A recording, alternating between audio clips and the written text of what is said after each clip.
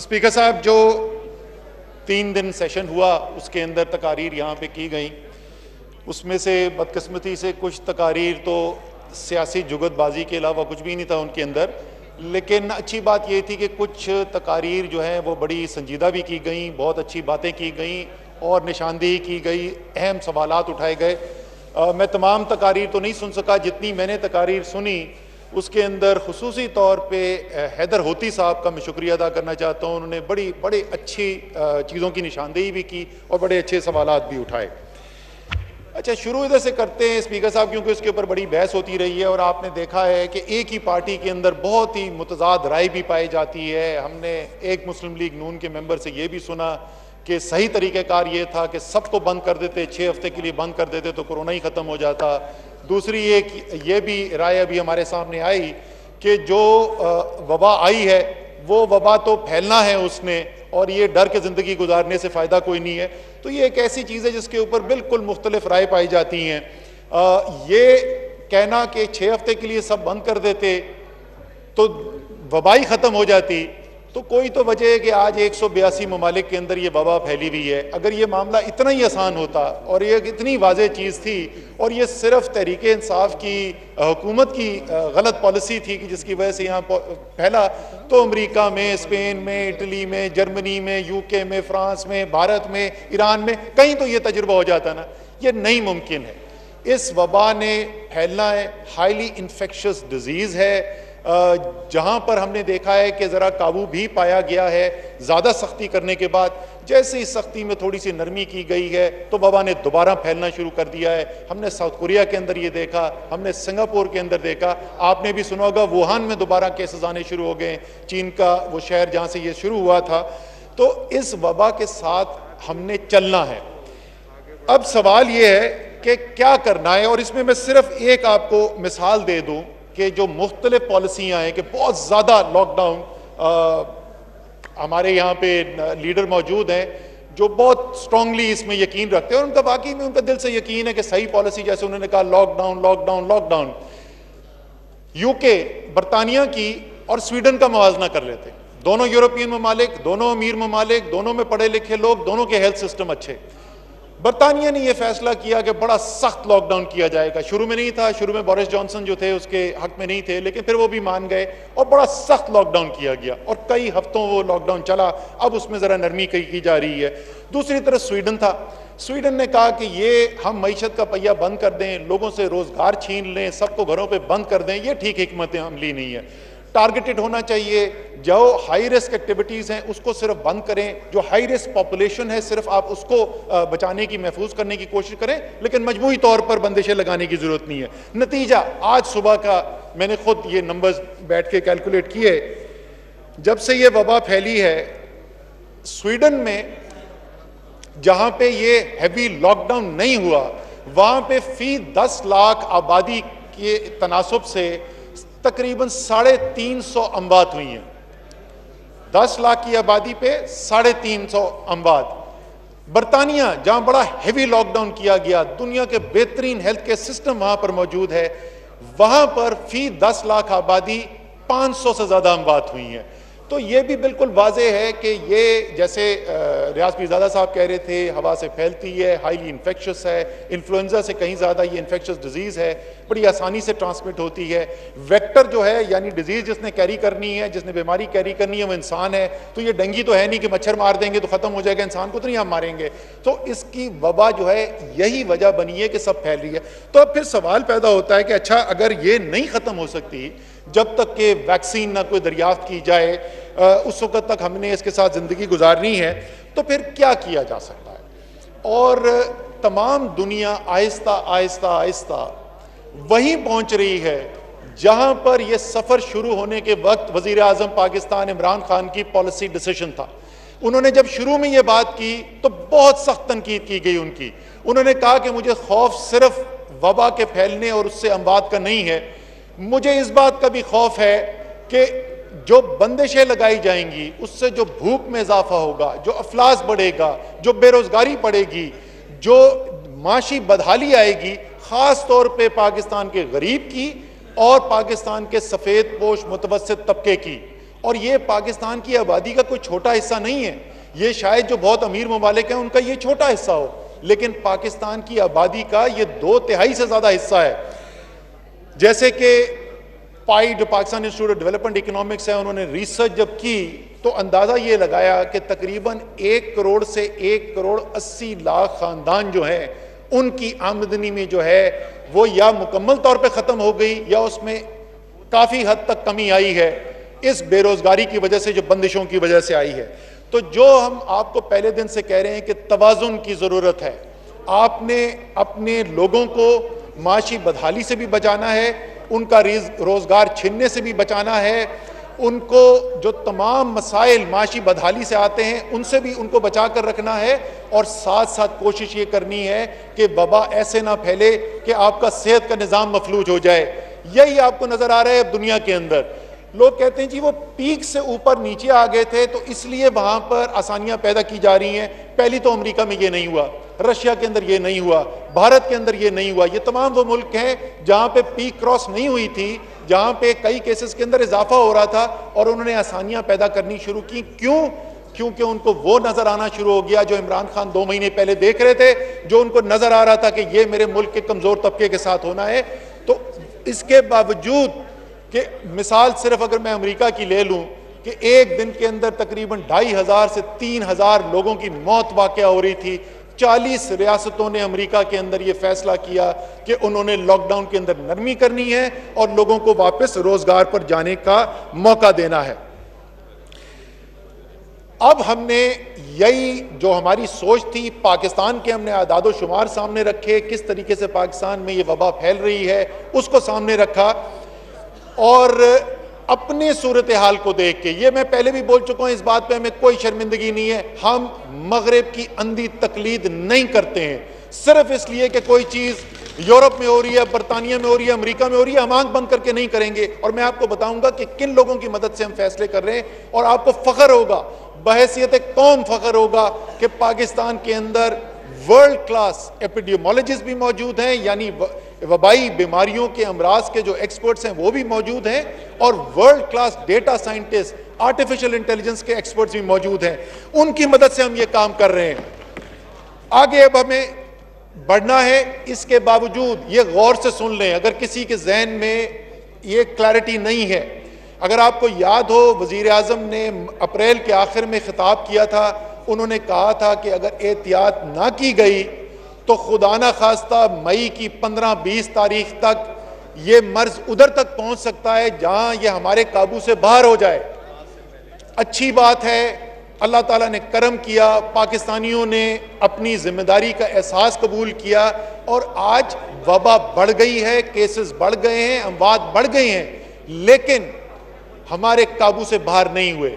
आज भी पाकिस्तान के अंदर पिछले में 11 दिन की आपको स्पीकर साहब अगर आदादो शुमार बताऊं, पिछले 11 दिन में औसतन पाकिस्तान में कोरोना की मर्ज से लाक होकर 32 लोग हलाक हुए हैं। अफसोसनाक बात है, लेकिन फिर वही मुवाजना यूरोप में जहां हजारों लोग एक एक दिन के अंदर मौत हो रही थी, हम उससे बहुत पीछे हैं और कोशिश यही करनी है कि पीछे ही रखना है। तो इसी तरीके से मैं आपको बता रहा हूं कि जब मई के आखिर में हम पहुंचेंगे, जब जून में पहुंचेंगे, तो केसेस जितने आज हैं उससे ज्यादा होंगे। अस्पताल में जितने लोग आज हैं उससे ज्यादा हैं होंगे। बदकिस्मती से हो सकता है कि अमवात भी आज से ज्यादा हो रही हों, लेकिन आज भी फिर मैं वही बात दोहराऊंगा, कोई हमारे पास शवाहिद इस वक्त मौजूद नहीं है कि खुदा ना खास्ता ये वबा इतनी तेजी से आगे फैलेगी कि उसकी वजह से हमारा या तो सेहत का निज़ाम मफलूज होकर रह जाए या हमारी ऐसी सूरत हाल पैदा हो कि यहाँ पर अमवात उस सतह पर पहुंच जाए जो कौम जो है उसको बर्दाश्त ना करे।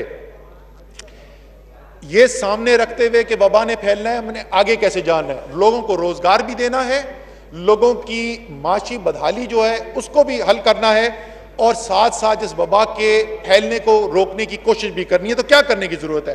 पहली चीज, जैसे मैंने आपको कहा, जिस पे हम काम कर रहे हैं कि इस वबा की प्रोजेक्शंस, डिजीज प्रोजेक्शंस क्या हैं, और जैसे मैंने पहले अर्ज किया, वो epidemiologist, world class data scientist, artificial intelligence के एक्सपर्ट्स के साथ कल भी हमारा उनके साथ बड़ा तफसीली जायजा हुआ। उसको सामने रखते हुए फिर हम ये देखते हैं कि हमारे सेहत के निज़ाम के अंदर और बेहतरी करने की क्या सलाहियत बढ़ाने की ज़रूरत है। इसी को सामने रखते हुए अभी तक भी काम हुआ हुआ है। मैं सिर्फ अगर आपको एक चीज़ की मिसाल दे दूं कि हमारे यहाँ सिर्फ 2 लेबॉरेटरीज थी पाकिस्तान में मार्च के वस्त में, उसके बाद 4 हो गई थी जो कोरोना का टेस्ट कर सकती थी। आज अल्हम्दुलिल्लाह 70 लेबॉरेटरीज हैं पाकिस्तान में जो ये टेस्ट करने के लिए, उनके पास इक्विपमेंट भी मौजूद है और उनके पास लोग भी मौजूद हैं। 15 मार्च को 473 टेस्ट किए गए थे पाकिस्तान में, आज 13,500 टेस्ट किए गए हैं, 13,500 से ज्यादा। मैं मुतमईन नहीं हूं, हमें इससे भी ज्यादा बढ़ाना है। इसी तरीके से एनडीएमए को हिदायत दी गई थी कि आपने वेंटिलेटर्स खरीदने हैं।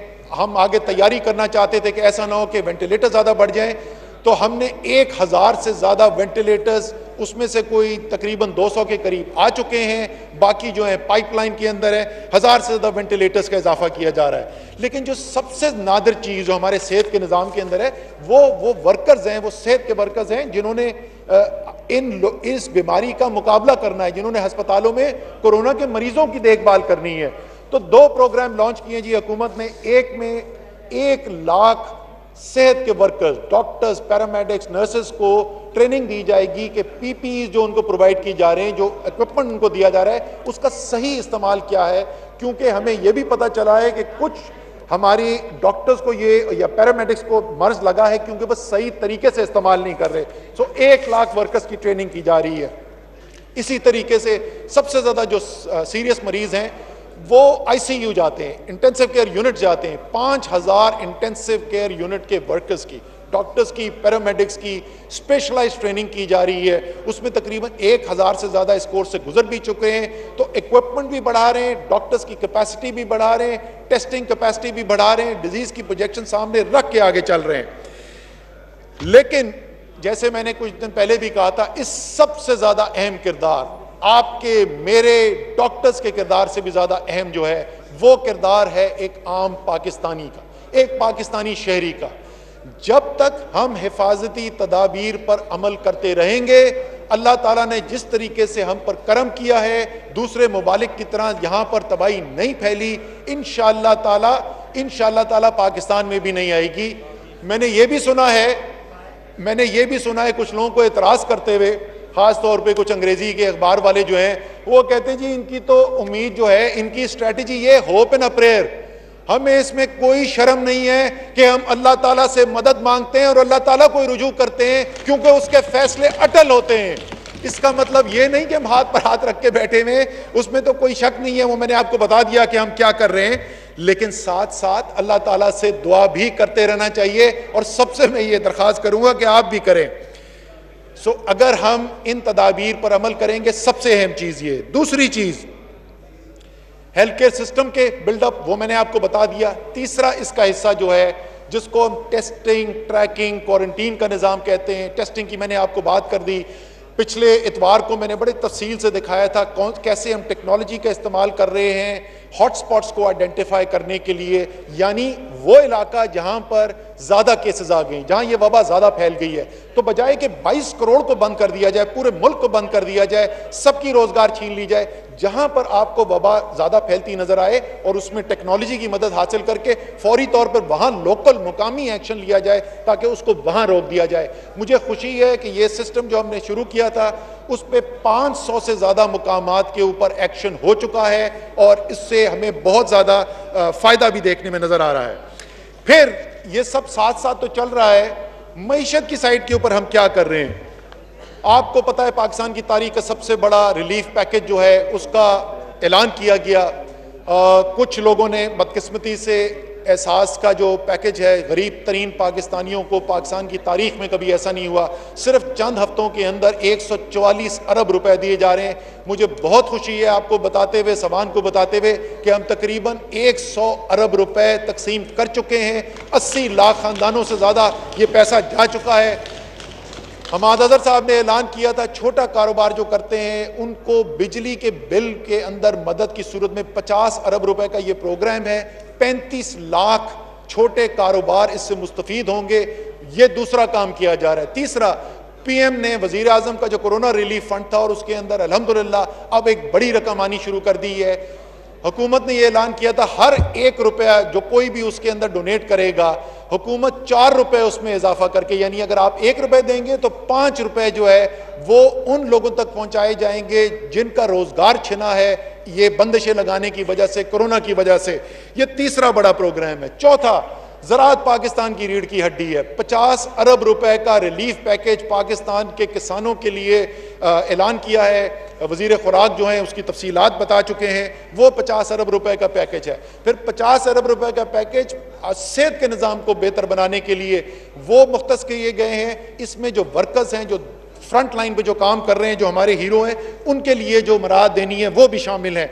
इसी तरीके से और इतनी लंबी फहरिस्त है कि मेरे पास टाइम नहीं है कि कितने मुख्तलिफ तरीकों से पूरी पाकिस्तान की आबादी का कम से कम 80% ऐसा है जो हुकूमत के किसी न किसी रिलीफ के एक्शन से बराह रास्त या बिला वास्ता उसको फायदा पहुंच रहा है।